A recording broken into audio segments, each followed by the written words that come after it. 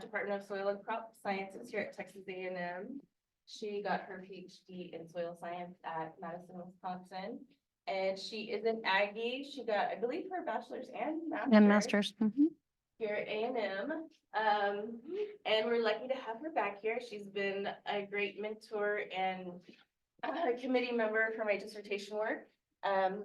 She's also the associate department head for undergraduate studies and a fellow with the Soil Science Society of America and many other wonderful things. So please welcome Dr. Julie Howe. Oh, if I should turn the screen on, nobody can see anything.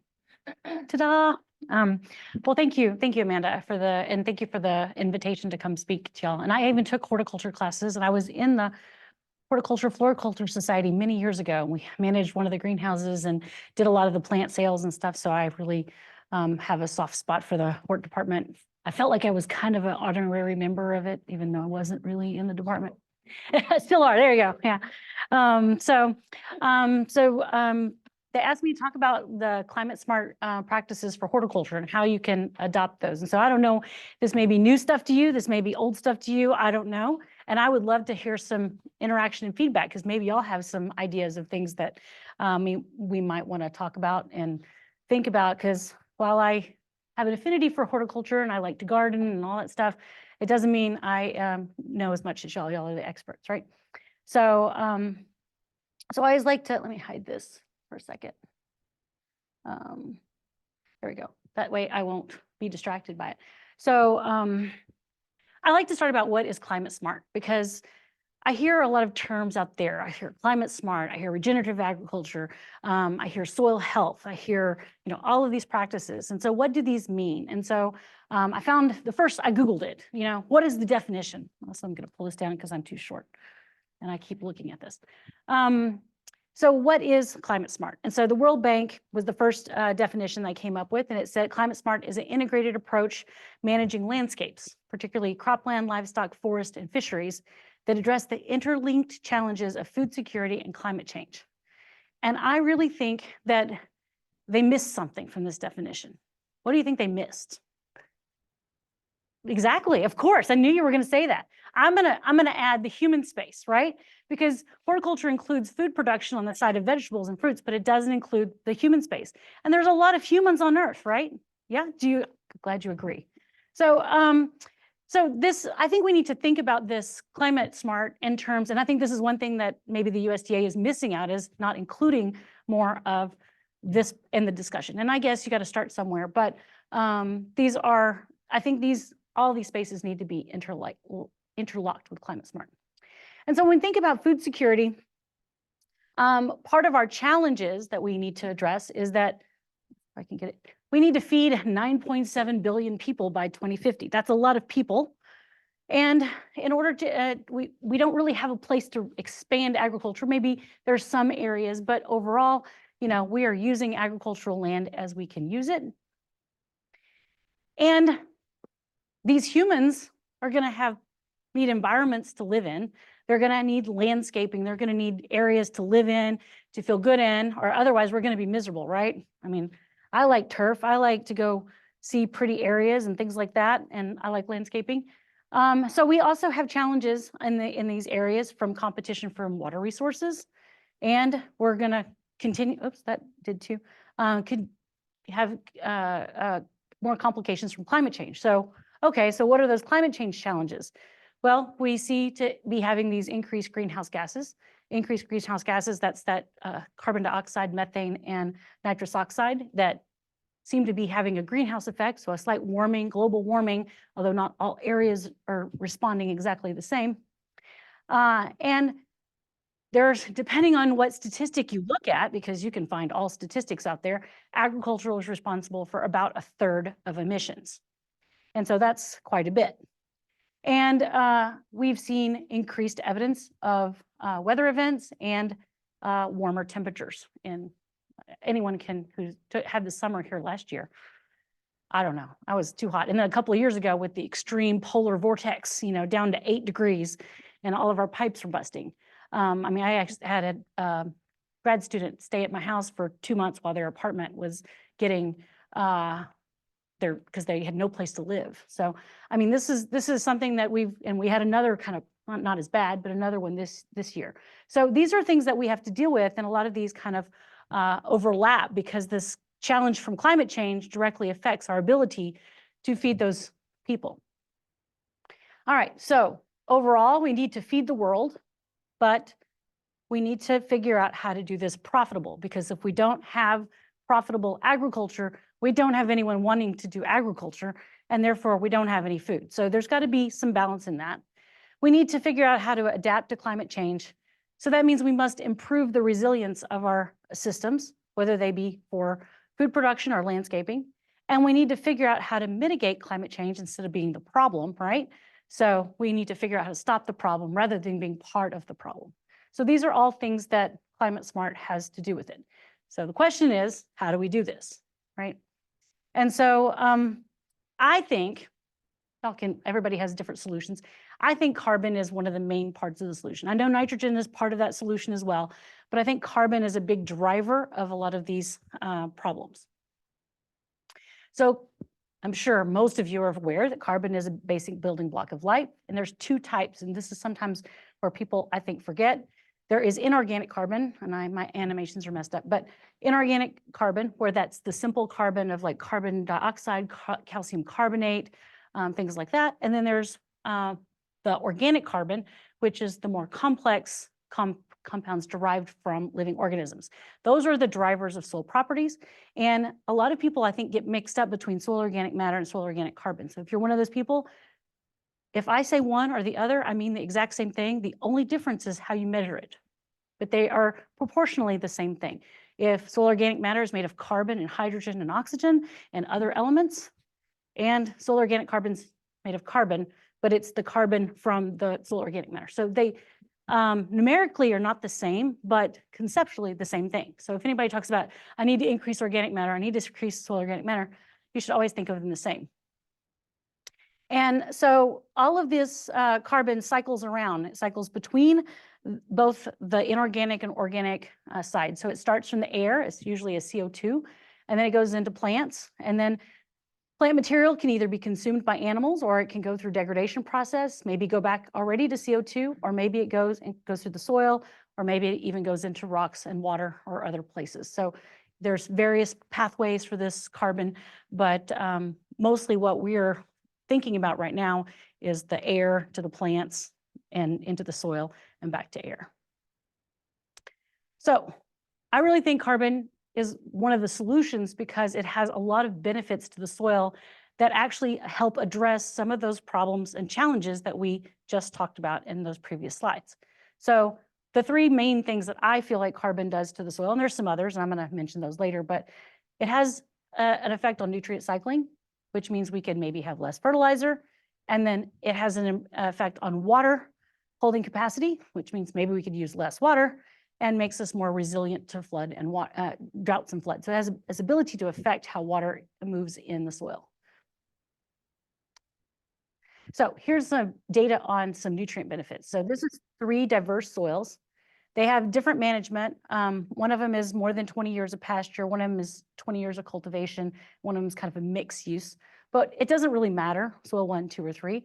What you see is if you go through, you see that nitrogen correlates with carbon. So, okay, even if you just don't worry about, well, who cares about carbon? I'm worried about nutrients. Well, in general, if you have more carbon in your soil, you're gonna have more nitrogen. And also carbon has the ability to hold other nutrients as they are in the soil because it has a high cation exchange capacity, which I don't want to get into an intro soils lecture, so I'm sure you're aware of that. But so it holds nutrients and it provides a source of carbon. So this gives a slow release nitrogen. It's less susceptible to losses and from volatilization or from leaching. And then the carbon also holds that other nutrients through the cation exchange capacity. So that's a really good implication to reducing our need or using more recycled nitrogen rather than fertilizer inputs. I'm not saying we don't need fertilizer inputs at all. I'm just saying maybe we reduce our need for that. And guess what? What is fertilizer made from? Most of it, especially nitrogen, is made from fossil fuels. So that's another use of carbon where even though it's not part of what I'm talking about, climate change directly, it's actually part of that giant carbon cycle.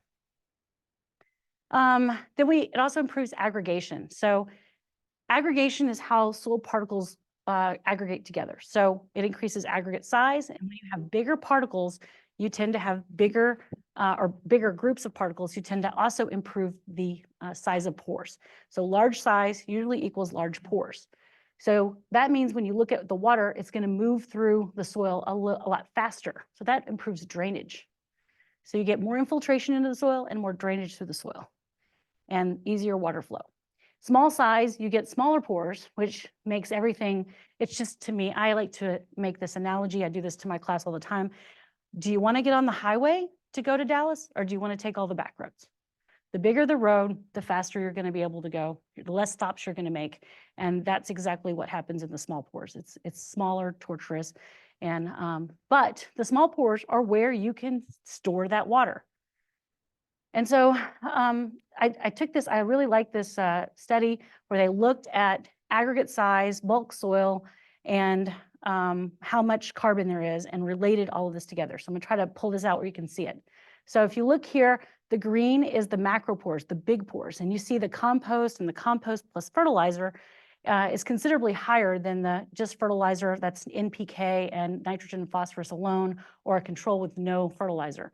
You can see that the macro aggregates are much higher. And if you look down, and then if you look at the micro aggregates, you can see in those that the micro aggregates are much higher in just the fertilizer plots. You see much less in the compost. You look down at soil organic carbon, and on the same weight basis, you see that the soil organic carbon is much higher also in those macropores. It's higher overall in the bulk soil, that's the black bar. And then in the micropores, you start seeing a little bit, it kind of is the same trend on the micropores, but you see that that's where that carbon, you see a lot less carbon that's in there. So this means that we have, the carbon is helping those aggregates come together. It's causing them to hold together. And when you have that dynamic of pores between both the small pores holding water, large pores moving water, you get that balance between drainage and infiltration, which is desirable in a flood, and water holding capacity, which is maybe desirable during a drought. So you get kind of that both sides of it. Because when I was a student and starting learning this, I was like, well, how can it do both? How can it both drain my soil and hold the water at the same time? And it's kind of like adding little sponge particles throughout, but some pores to make the water go. And this is obviously, plants like to have a balance of air and water. So these are always good properties to keep aerated soils and not get, and then if you add the complication of denitrification, so under saturated soils, the nitrogen often volatilizes as nitrous oxide, which is a greenhouse gas. This really helps us reduce our nitrous oxide emissions to not have saturated soils. I had some letters I forgot to put up, but so aggregation is going to help our infiltration, and I love these pictures. There's actually a better one out there, and I can't find it. My friends at the Soil Health Institute have a beautiful picture where you can see very clearly the water ponding where they didn't have a lot of cover cropping and tillage. They had no cover cropping, but tillage, and they had another right next to it. They had a lot of vegetation, and they had been using cover crops and no tillage, and you could really see how the water was just ponding on one side of the field. Here you can see it a little bit, but I like this. I don't know if this is going to work, because of course it's only going to work when I try it at home, but this is a little video, and it's of course not going to work. I don't know why it won't work today. Anyway, this is a little YouTube video, and I do the same experiment in my 301 class, and we make them do this every year, where you can see that if you look, in fact, you can just sort of see from the picture here, the runoff from the bare soil, look how cloudy it is and how much volume it is. And then you look where the live plants are, and you see there's almost no water here. If you look in the back, you can see there's all the water is moving through the soil. So having the live plants and the organic matter allowed the water to move through the soil, through those bigger pores. And that's what you want. You want the water to be captured on your soil. If the water goes into the creek, it's not adding to your water in your soil, and it's not helping your plant long term. So this adds to that resilience for drought. The water actually went into the soil and it didn't run off. And then all of this here might be going to creating a cloudy stream or river, creating water quality issues. If there's fertilizer with it, you have issues. Here's some documents or some comparison of some studies looking at the % change in infiltration rate. I know it's a little bit small, but grazing exclusion, perennial, cover crop really made a significant difference. No-till made a little bit of difference. Crop rotation made a little difference. And then cropland grazing was a little bit more negative, but these are all some good soil health practices that improve infiltration rates. So the implication for this is that we've improved infiltration and water quality and water holding capacities. We've improved both moving water into the soil and the ability to hold some water, and that makes us more resilient to both drought and to flooding. So those aggregates also do other things. They actually, when they're stable, that makes them more resilient to disturbance, so they can tolerate more traffic, they can tolerate some tillage. They are also less susceptible to erosion. And then here's some data looking at how that bulk density can translate into a better plant. And I tried to find studies that dealt with more horticulture crops. That was actually challenging for me. So tried because most of my data all deals with agronomic crops. So I tried to pull things out. But here you can see no compaction, moderate compaction, high compaction. And you look at the plant, look at the root size, look at the leaf area. Here's actually the data on the leaf area size. And you can see the no compaction is significantly higher in every case with even moderate compaction or low or high compaction. So that having that good aggregation, having that good pore space is important for many reasons, from the water all the way even just to density and how the plants can grow. So stabilized aggregates can reduce erosion and reduce soil bulk density, can help root growth and overall plant performance. So that's another benefit. So there's some other benefits. I'm just going to gloss over these a little bit because I don't want to spend the whole lecture talking about things that you may already know about. But other benefits would be that it's a really good buffer of pH. It slows the natural acidification process that soils usually have, and pH is going to affect nutrient availability. So I just threw this up here. It's not my favorite graph, but here's some biochar that was added to, and again, more back to more agronomic crops. But you can really see that this control pH was about 5, and these all have a fairly high, you have to kind of be careful of what organic matter you have, but most of them are going to have a higher pH than something like 5. And you can say the soil pH was higher in all of them, and all of the pH buffer capacities were improved over the control with the addition of these organic materials. So that means we're more resilient to chemical stress. It's also buffering temperature. Here, I thought this is I've seen several of these studies. Here they just have bare soil versus a hay covered soil, which is not the ideal thing to do, but you can see that the bare soil has a very wide dynamic of daily temperature. This is just 24 hours. And the hay covered one is darker green. You can see it's much smoother. So it affects that. This can also affect how soils warm up in the winter or stay warm as going into winter, and how they warm up in the summer as well. So more resistance to short-term temperature stress. Maybe those big winter storms come in. Maybe we're not changing quite as much. We're resisting that change in temperature, which is what buffering is. And the last one, and I'm probably gonna make all the microbial people upset. I'm gonna gloss over microbes this particular day, even though I have a very fondness for microbes.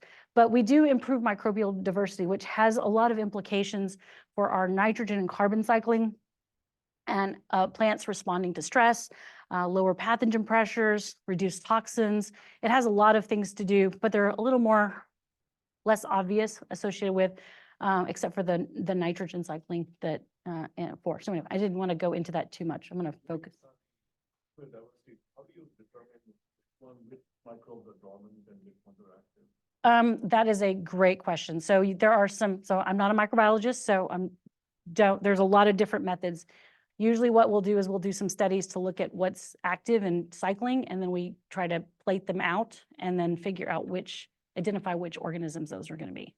So sometimes, and there's some other ways we can trace different organisms, but like I said, I usually go find a microbiologist to help me with those sides of it. So I'm a chemist deep down. So, but these are really important parts, and there's some genetic information that we can pull out. We can look at enzyme activity to find out what processes, maybe not what organism, but what processes are occurring. So there's a lot of different processes that we can do on that. So practically, We can reduce our chemical inputs of nutrients and pesticides. I had a long-term study that after the study was in about 10 years, this was in a very sandy soil, and we were using cover cropping, and we were actually rotating with a perennial grass, and we also had occasional grazing of the winter covers and the perennial. And after the farm manager came to me after, oh, my phone's ringing. The farm manager came to me after a year or so, I guess it was about in year 10, and said, you know, we've got this under a pivot, and if I water the pivot to the driest plant, I'm going to overwater these guys. And I'm like, well, what section are you having the problem with overwatering? Is like, well, these ones where you put this cover crop and this perennial grass in. And I'm like, well, why don't you water to the least needs and then let the other crops suffer? Because the idea would be to not try to figure out how to add more water. We want to figure out how to use less water in our irrigation. And so they backed off almost 50% of the irrigation the next 4 or 5 years. And then they also were thinking that they also backed off on the nitrogen. I think their typical nitrogen applications during that period were about, I think it was 90 pounds per acre, and they backed it off to 60. So they took about a third of the nitrogen off, and the crop did just fine. We didn't see any. In fact, we started seeing increasing yields. And after I took some data after the last, and I need to publish this, but because it's a really cool data set, but we had about 17 years of this study. The first 5 years, it was all over the place. After it settled out in the drought years, where we still had supplemental irrigation, but in the drought years, we still had better yields. So you could see the difference in the drought years, but not in the regular years. So when there was an adequate moisture, it wasn't really a problem. But those years where the climate was stressing, we saw the difference. And so that's where that's when I first kind of got sold on this, because, you know, sometimes you hear this and you hear people lecturing, and then you start seeing the data. And I looked at over that last 10-year period after cut off the 5 years at the beginning, the 10 years, and it was 80% increase in yield on average on that first crop right after we came off that perennial crop. So that benefit from, and I'm sure there was some disease cycle disruption and some other things. So it's not just nutrients and pesticides and water, but we saw lots of benefits from doing that system. In fact, when the funding for the project ended, the land managers were like, well, I don't want to, like, do you have more money for this project? And I was like, no, we started to write some more grants, but we didn't, you know, I think because it had been funded so much, they didn't want to fund it again. And they were like, well, we're going to just keep it going because this is some of our most profitable land. And I think that's a really good testament to what's going on. Of course, they didn't adopt the rest of the property to it. And that's where I think that gets confusing. Anyway, so resilience to drought and flood, increased infiltration, resilience to extreme heat and cold events, and reduced susceptibility to wind and water erosion through the aggregation, and improved rooting depth, which allows that plant, again, to be more resilient by having more resources to get water and nutrients from. So those are the practical benefits. And so hopefully you're saving money. Fewer resources used, well, that's good when it comes to, you know, if you were a farmer and especially the last several years where fertilizer prices have been really high, that could cut into your bottom line. That doesn't matter whether you're growing tomatoes and berries and fruits, or if you're growing corn, it doesn't matter. Fertilizer is expensive.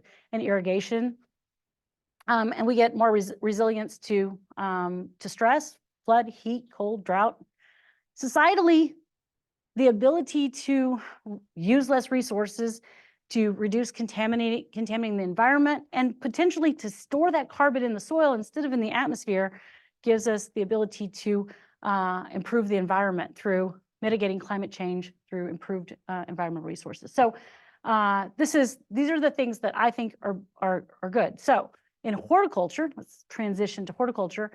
What are the practices that would help us understand and store carbon in soils? What makes a soil healthy? And I use this graph. I like this graph. It doesn't quite do climate smart. It's really designed for soil health. But you have soil organic carbon in the middle, and the 4 principles are to maximize soil cover, maintain living roots, minimize disturbance, and increase biodiversity. And the idea should translate into you try to, particularly the CO2, but also reducing emissions of nitrous oxide and methane. But the idea is to translate to put that carbon in the soil instead of in the atmosphere and to reduce those emissions. So that gets back to that climate smart. So even though this graph is about soil health, it still directly translates into climate smart. So here's some pictures of some horticulture crops looking at practices that maximize cover and production. So mulching, cover cropping, alley cropping. There are some other practices, but you can see here's using pine straw mulch. Here's a no-till garlic. This kind of combines a couple of things, but no-till garlic into a cover crop. Although I did notice that the stand wasn't great back there. Alley cropping, they're growing nuts and berries in between rows. Here's a silvopasture system where they have pecan and some sort of forage that they graze periodically. So I want to ask y'all, I'm going to turn it over to y'all because I get tired of talking. So do y'all feel like in vegetable production that most of the growers, I mean, I know they use a lot of plastic mulch, but other than that, do you think that growers are really against using some of these like cover cropping and things like that? Do y'all see a resistance? No? Yes? Maybe? Yeah, go ahead. Yeah. Mm-hmm. Uh-huh. Strip till. So we use strip till in all of them because in those particular that the crust kind of gets pretty hard. So we would strip till through the through there, but it still was reduced tillage. Yeah, and we actually did that on the comparison, like the traditional rotation. We actually strip tilled on it too. So tillage wasn't a factor of the experiment because that's a common practice in the area. Extra foliage? You mean the perennial? Yeah. Yeah. So that was drilled in. It wasn't tilled in. And they just used determinated with the herbicide. And one of the reasons they put a cover crop after it before they plant the cash crop is normally you would just kill it in the winter. It goes dormant and then you'd plant your crop. But it's kind of hard to kill Bermuda and Bahia grass. So they killed it in the fall. Then they put a cover crop in, then they killed it again. So 2 cycles to get the perennial to stop. That took them that much to get. So I will say that's the one thing that, you know, there is some pesticide or herbicide usage on some of these. So, yeah. Question, some of the berry farms or vegetable farms, I think one of the things we always find bare land in between, and it's because they have harvest at a short cycle. Okay. And it's the ease of access. Okay. In vineyards, there's a practice that they are trying to use that. There are questions sometimes about competition. Right. That's what I was wondering. Yeah. That competition for resources. And I think that's where that's where the challenge is for us as researchers to come up with crops that maybe have a dormant time during that period of harvest, or maybe not harvest, but maybe when they're maturing, where they need to developing their yield. It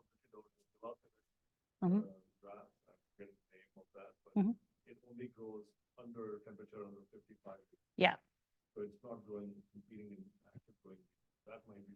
Absolutely. And so that's the type of things that I think is what is exciting about horticulture, because I don't think, other than the production side, there aren't as many grants on that, but I think these are good opportunities to figure out ways to make good decisions about what you're putting in between. You know, maybe it's increasing the row spacing a little bit and having a little more room. Maybe it's using something that's timed to not match maybe their growth period has nothing to do with, it's totally opposite of the other, you know, like a vineyard, they don't really grow much in the winter, but maybe put a winter cover in there and then it can tackle the weeds during the summer, those types of things. So anyway, these are some, keeping the soil covered is really important.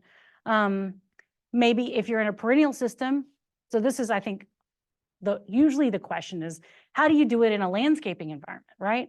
And so mulching is a great answer, but a lot of people forget that, I mean, I use leaves and grass as mulch in my flower beds. I actually brew beer, and so I actually take the spent grain and use that as mulch as well. Anytime I have some waste products, I try to put that, because I don't like weeds, I don't like weeding, and I don't really like using herbicides that much. So I try to do whatever I can to smother the weeds out. But I think these are things that I don't think there's a lot of effort going on. How does this affect the greenhouse gas, the greenhouse gas production, or the carbon storage in the soil as much? And then composting any type of leftover instead of, bagging it or whatever. Reducing disturbance, obviously in production agriculture, there's the no-till or reduced tillage systems. And so that's pretty, I mean, anytime you can reduce the traffic down, that's wonderful. But in a perennial system, I say perennial, this is not a good slide, but in a landscape system, trying to make it more perennial so that you're not going and ripping out plants all the time. And while I love impatiens, they're some of my favorite plants, and begonias too. Maybe those go in your flower pots and your borders, and not necessarily in, keeping that vegetation covered. And so it has something there. And using a variety of plants, that gets into that biodiversity side of it, so that you have plants growing at all different times. So you have those living roots growing at all times, not some of the time. So I think those are things to do. Irrigation is another climate smart practice that we talk about a lot. There's a couple reasons for climate smart in irrigation. Is we want to try to maximize biomass. That's part of water, right? In a drought, you're not going to get any biomass. So that helps keep the soil covered. So, but using water efficiently also taps into being climate smart in that battle between food security and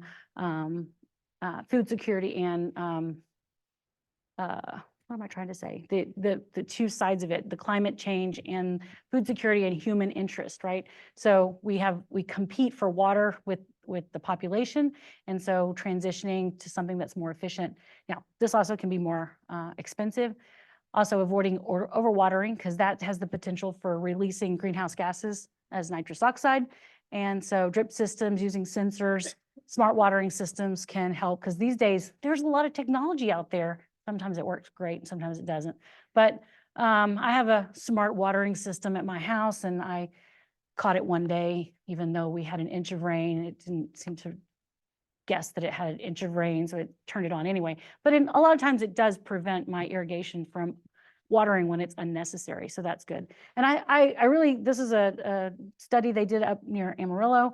This is AgriLife, where they grew watermelons, and they took a traditional pivot system and they put hoses and they drug the water through to kind of create what was used to be an irrigation system into a slow release. So I thought that was a clever way to do that, and they saw some really good results with that study. And so managing nutrients. So again, encouraging whatever natural recycling, because the natural recycling process is very slow. And this works really good for landscaping. It's not quite as good for cropping production system because of the monoculture nature, and you sometimes get immobilization and things like that. But in landscaping, you're not quite, you want quality, but you have, it's a perennial system, so it's a little easier. But managing the residues, adding as many animal and plant-based compost. This is something that, if you looked back 200 years, everybody would have integrated their animal waste and their plant production. But today we have decoupled those. But that manure is a really great source for providing nutrients. And again, if you're trying to maximize production, you may have to, I have about 4 papers that I've been part of, either published or not published, that I've shown where mixing manure products and synthetic fertilizers is actually more efficient than using either one by themselves, because it allows that slow release to get to capture what that synthetic fertilizer might miss through being lost through the environment, but it makes it more efficient overall, because sometimes the manure doesn't give that excellent timing of release when you might need it. So encouraging good aeration and drainage can also keep that, I mentioned denitrification already, and soil testing where nutrients are, to get your nutrient applications correct. And this is probably an advertisement for compost, but I loved it. Made for Texas, in Texas. I think that's a great slogan for recycling stuff in your yard.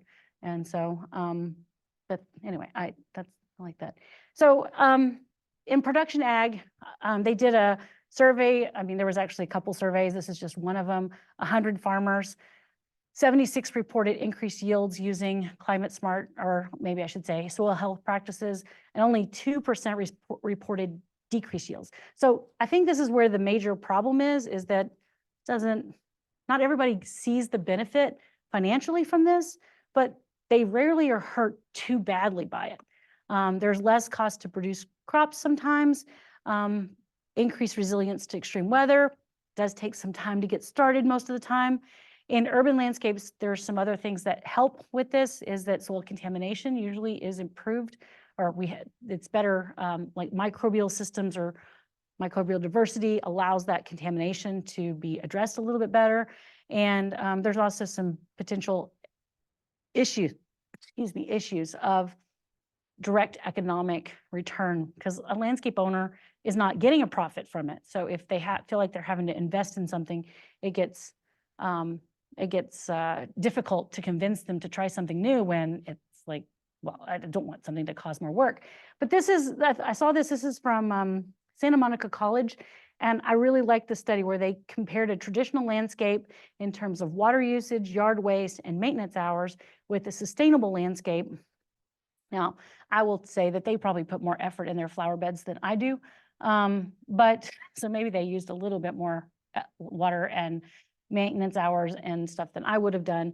But you can see the difference between the two. I mean, you can see a lot, 57,000 gallons of water, 670 pounds of yard waste, 80-hour maintenance hours. And then you look at the sustainable landscape that uses native plants, looking at perennial rather than annual, translating some of those, they're looking at about 6,000 gallons of water. That's quite a bit different. 57,000 gallons versus 6,000, it's almost hard to believe. I sometimes think their math isn't very good. And 250, but they're probably trying to grow plants that don't probably go in that environment. So trying to keep those together. So there are some data that shows that landscaping practices can benefit. What I don't find a lot of is landscaping looking at greenhouse gas emissions, looking at carbon storage. I'm going to guess that it is, but because these are the same practices we're asking and what we see in an agronomic system, but I would love to see more data on this. And I don't think there's a ton on there on that. So lack of adoption, in my opinion, from everything I've read, a lot of surveys and things. In fact, we've done a survey. My grad students working on getting it published now, and usually the lack of economic benefit are not realized in the short term, and possibly not, the fear that it's never going to be realized. And it takes time and investment in new tools, new knowledge, and to try to adopt something without a short-term economic gain is really difficult to sell. And some of these practices I've seen take sometimes 5 years to really start seeing a benefit.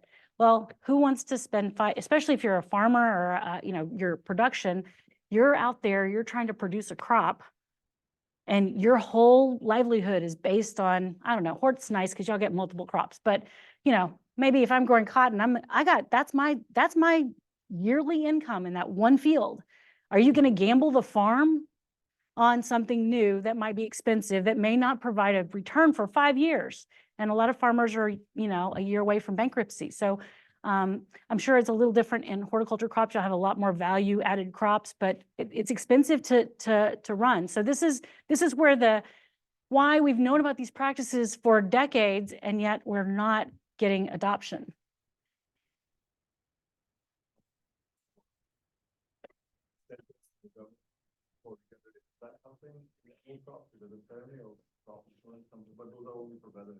Yeah, so there's EQIP programs, there are other incentives, conservation programs, there's all kinds of incentives, but it's still not convincing people. And I think some of that has to do with insurance, but yeah. So I wanted to inform you that with regard to many of the practices that you're promoting, at least for landscaping, they really follow almost exactly the principles that are espoused by the Texas A&M AgriLife Earth Kind program. And so I didn't know whether getting the word out, using extension, would be a viable mechanism, but at least with regard to landscaping, all of your principles are like. Yeah, the 10 main absolutely. principles. The only thing I think that Earth kind could use is then rolling in this concept of, you know, the, gas. The greenhouse gas, gases. climate smart, But right? at the same time, I think, you know, then you're working with Texas like, Earthkind program, you know, to potentially get out the word is also a good way to go. I agree. So this is kind of what I was kind of getting at is what is the solution to this? Because like you say, Yeah, it's an extension program. it's- I'm saying, I mean, AgriLife extension, Earthkind. yeah.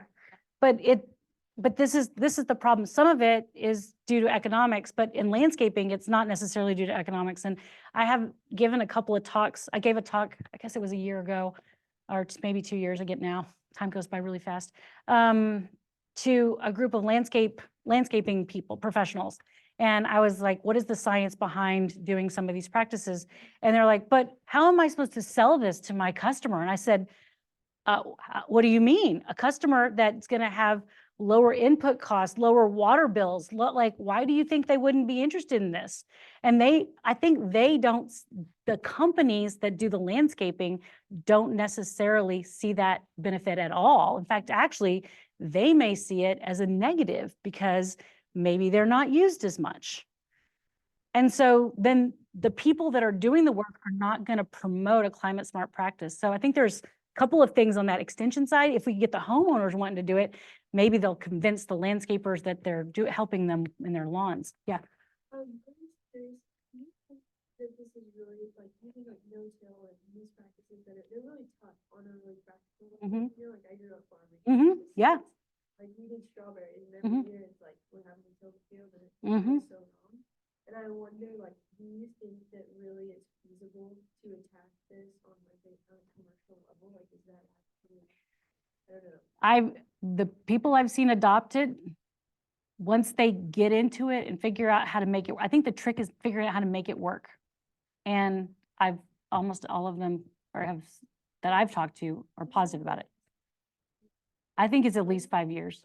And I think the problem is a lot of people go in and they try it for a year or two and then they don't see any difference. And it's a lot of work and it's a lot of mental energy. And I'm like, you know, and I'd rather go home and watch the football game instead of think about this in my spare time. And I get it. I mean, I like my time off too. And so that's why there's incentives I think are so critical to get the ball rolling, because the other part is I think insurance is another problem. Is if you're a farmer and you have crop insurance and you're thinking that there's going to be a yield loss over a couple of years, that is going to affect your return on the insurance if you have a crop failure.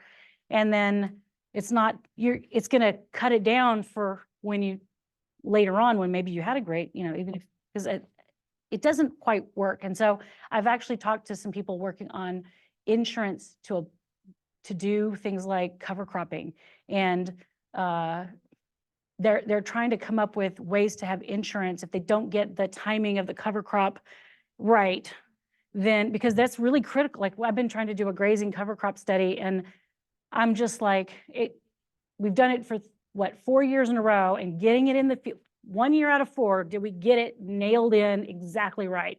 And now we're trying to graze that cover crop, and we've been trying to graze it. They called me and they said, okay, this was before Christmas. We're going to graze it. Then it rained. Can't go in the field. All right. So then it dries out, and then, okay, we're going to graze. No, then it rained again.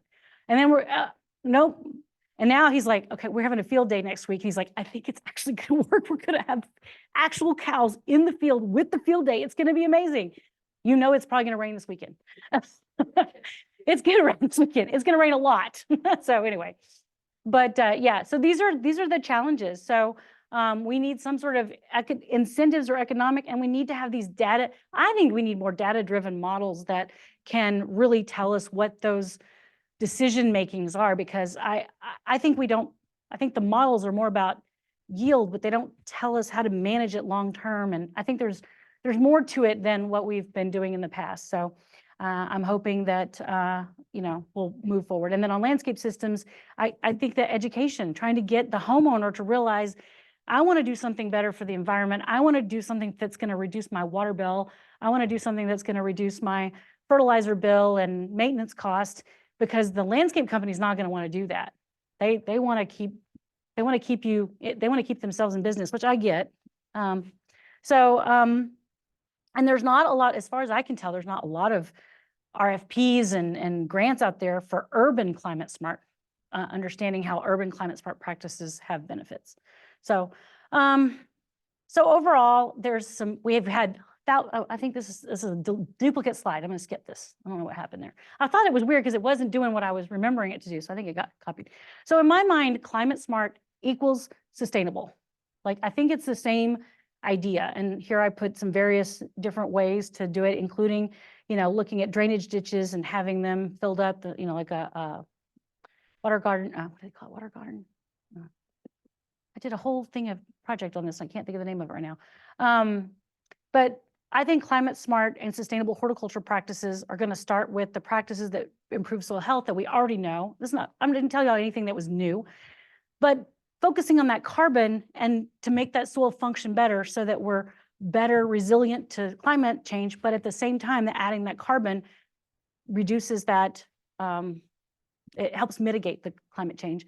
And then I think there's some other practices, and I think, Amit, you kind of hit on this, is coming on some of these other things, timing and plant selection and garden design and knowing which crop to put in between those perennial berry stands or vines or grapevines. I can't think of the word, grapevines. Knowing what to put there that's going to not compete with the others is another big part of this. So that's one of the things we're doing with this Texas Climate Smart Initiative. We're trying to provide some incentives.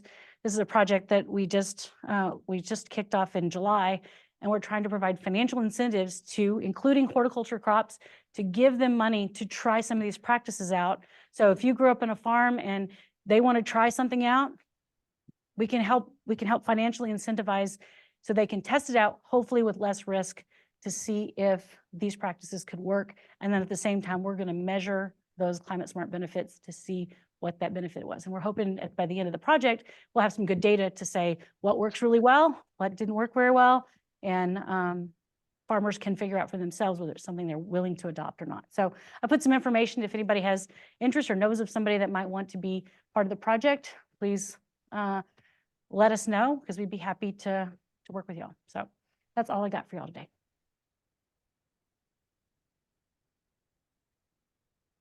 And we do have time for some questions, if anyone has questions. Oh, sorry. I will try to repeat the questions.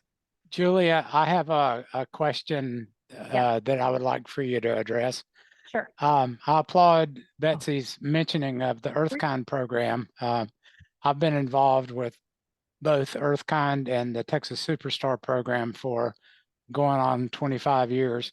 One of the things that you addressed, and it was actually illustrated in your slide, where one slide had a lot of very ornamental imported plants that had to be replaced every year.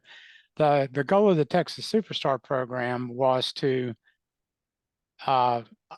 encourage the nursery industry to produce more plants that had better environmental tolerances. Even though a lot of times in the nursery container, some of those plants don't look like a well-sculptured petunia or a well-sculptured geranium. So if anybody wants to see those, there's the Texas Superstar bed over in the Tamu Gardens that illustrates those plants very well. And looking at those this past summer was very illustrative that they are indeed climate resilient. I'm going to go look at that, because I wasn't aware of that. So thank you, because that's what I look for in my plant. I don't care if the plant looks gorgeous. I want something that's going to persist, because I really don't want to plant a plant every year. Go to texassuperstar.com and you can choose from anything you would like to use. Yeah, thank you. Yeah, Good. yeah, go ahead. My question is how do we train people's eyes to desire to see that? Because I think a lot of times if you look at a supermarket, it's like, oh, we can have oranges all year. We can Right. have apples all year. Right. But it's really alive, Oh. And so it's the same way I think with gardens, how do we train people to be like, wow, this is cool. You know, like. Well, and I think you can expand that to be, people think a pretty field is something that's nice and flat and perfectly smooth and whatever, and actually, that's not really where we're going for. That's where we get all the, it just amazes me the Dust Bowl started in Lubbock, in that Lubbock area, and yet every time you go up there, they're still doing the same practices that caused the Dust Bowl in the first place. I'm like, that's almost 100 years ago, people. Let's get on the ball. You know, but I think that's a huge, and maybe we need to be working better with sociologists and psychologists, you know, I mean, I think that's a good point. You had a point, yeah. Mhm. Mhm. Just as a, if you don't know, Mhm. there was a vineyard planted in Dallas County about 5 years ago. Mhm. As far as I know, it's been watered twice Wow. since planting. One was at the time of planting, Mhm. one was last year with that long drought. Mhm. This is what I saw. And the question is that if we wanted to do some of those plantings, is this project able to support that with partners like Carlton? So that's interesting. So creating a new vineyard with these plants, maybe so. I'd have to look. So we are totally tied with this project to specific NRCS practices, and I'd have to look through which practice. I know there's tree shrub establishment, but I don't know if that's something they're missing if it's not one of them. So I'm gonna actually, that's a great question. I'm gonna ask. Well, sure, it Mhm. could be a vineyard, it could be some citrus plantation or a lot of those kind of things Mm-hmm. that are, I mean, we are starting to do a lot of work in that area. Yeah. I'm personally working a lot with biochar Yeah. as well. There are a lot of trials Yeah. my colleagues are doing. So biochar is one that we're trying not to like advertise that too much, but biochar, the one place that I thought was really useful is that the pecan growers came to me and they said, we just got to do something with these limbs, you know, pecans are terribly messy trees. I grew up with pecan trees, so I immediately knew what he was talking about as I spent my whole childhood carrying limbs to the curb. But he's like, you know, we have hundreds of acres of these trees that are in, what do we do with it? They don't really have a good solution. Biochar is actually a great solution for that. Mhm. Mhm. Mhm. Yeah. Some of those challenges. Right, that's what they were saying, yeah. And so that's where I was like, I didn't think about that. So we already have some, but Mhm. provide tests that people know from the We'll find out, yeah. I thought that was pretty cool, but I mean, I think that's what's challenging in horticulture is the crops are so different and you have special challenges that, you know, and also the perennial nature of some of the trees. I mean, it's hard to see some of these factors happen rapidly. So they may even 5 years, maybe it's 5 years for strawberries, but it's maybe 10 years for some of the other crops. Landscape projects in mind, I Mhm. hope that you reach back to us so Mhm. we can reach out to our extension colleagues who are already working in this Yeah, area. absolutely, yeah. Actually, our students are designing landscapes as part of Mhm. their coursework, Mhm. but they are already working with the public out there or Mhm. can, and I Mhm. think that could be, the earth kind could be implemented, which is compost plus mulch. Right. That's what it That's is. a good, yeah, all right. So the Climate Smart project won't fund landscaping and ornamental. It only funds commodities. That's the only trick on it. But if it was a commodity through a ornamental production operation, then that would count. So I don't know how that fits in, but I would love to, you'll have commodity producers that fit in it. But I'm looking for future grant. I think there's lots of future grants. Gas and Mhm. his idea and, you know, just reinforce your earth kind, Mhm. climate smart kind of models is through master gardeners. Yes. They're dealing directly with, you know, those people that want to grow plants Absolutely. and they're training the trainers, et cetera, et cetera. So Mhm. I think once you get your data, there are a lot of opportunities to disseminate it. Oh, I think so too. Yeah. That's what we're hoping for is that I'm really hoping that with all of this, like, I think the problem with a lot of grants is you're limited to a few sites. And with having, I mean, we're hoping to have 1,400 participants. I mean, if you have that many sites, you really are able to collect a lot of data regionally and in different areas. And hopefully we get some actual, like some information, like what is the carbon storage potential for this practice in South Texas, you know, and can that get a carbon credit? Is that something, do we should be even talking about carbon credits? Or is that something that maybe you only do in East Texas, you know, because I'm concerned that there's not enough, we're doing good to not lose carbon rather than building it, right? So I actually think that not losing carbon in West Texas is probably would be a better carbon. But anyway, there's issues like that, but yeah.